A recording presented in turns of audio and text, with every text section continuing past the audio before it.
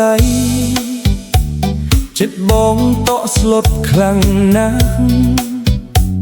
ក្នុងកម្មវិធីអ្នកស្រុកអ្នកភូមិយើងជួបជុំ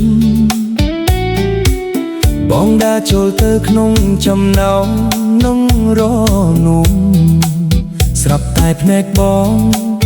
សម្លឹងចំរូបអូនមាសមេអូនស្លៀកពាក់ស្អាតទឹកមុខអូនស្រស់បំប្រង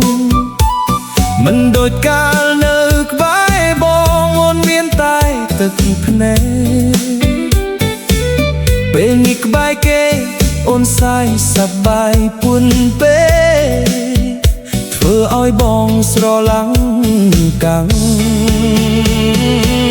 ចូលមើលអូនទាំងអួលដាំកាំង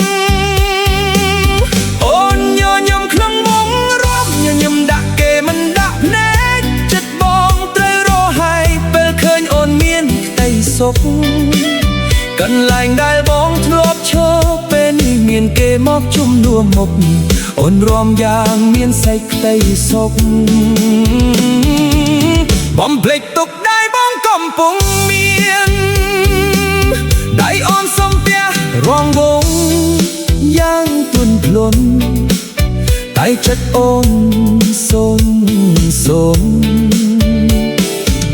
លែងមានរូបបងទៀតហើយចង់ដើរចូលទៅសួរថាអូនសុខសប្បាយទេតែខ្លាចចិត្តអ្នកបែកគេដែលកំពុងតែកាន់ដៃអូន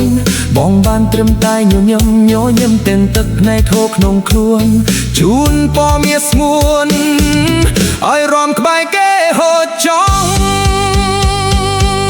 អូនញញឹមខ្លាំងបងរំញញឹមដាក់គេមិនដាក់ភ្នែកចិត្តបងត្រូវរហើយពេលឃើញអូនមានក្តីសុខកន្លែងដែលបងធ្លាប់ឈរពេលនេះមានគេមកជំនួសមុខអូនរំយ៉ាងមានសេចក្តីសុខបំភ្លេចទុកដែលបងកំពុងមានរំចូលមានមេរំឲ្យអស់ចិត្តចូលបងសំដាចេញទីនេះទាំងដែលដងខូចខាតស្នាមញញឹមអូនខ្លងបំរាំងជាការលាចុងក្រោយសម្រាប់បង